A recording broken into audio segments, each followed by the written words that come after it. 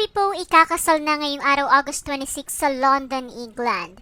Ang kasalan nila ni Monte Blanco na isang Hollywood producer ay isa sa mga pinakaabangan ngayong araw ng mga netizens. Bunsod ng mga balitang naglalabasan na siya ay aalis na sa seryeng FPJ's Batang Quiapo. Nitong nakarang linggo pa nang nagtungo si Lovie sa England, ito ay upang samahan ng kanyang fiancé na si Monty na mag-asikaso ng kanilang kasal. Ganun rin sa mga fittings ng kanilang mga susuotin at mga pre-wedding pictorial. Kahapon ay nag-post si Lovie ng isang picture sa kanyang social media account kung saan makikita rito ang isang invitation card.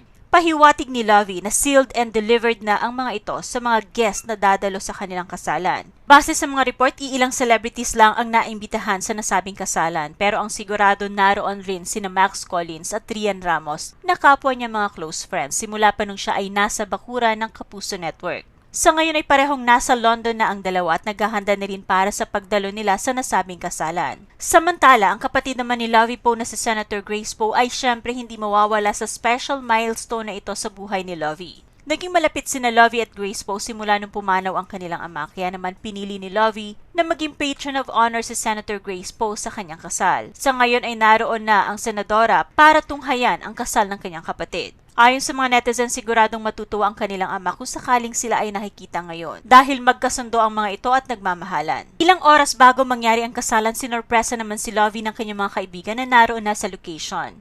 Isang room ang nilagyan nila ng decoration para sa bridal shower. Sa video na ito, makikitang nagulat si Lovie dahil hindi niya in-expect ang sorpresang ito. Pero ang nakakatuwa, nakaisip pa ang kanyang mga kaibigan na gumawa ng isang bagay na hindi rin malilimutan ni Lovie. Dahil hindi rin prepared si Lovie, pinaghandaan na rin siya ng isang kasuotan para sa maikling party na ito. Naging bongga agad ang kanyang looks kahit simple lamang ito. Pero ang mahalaga, nag-enjoy din si Lovie sa nakitang cake na may pagka-naughty ang dating.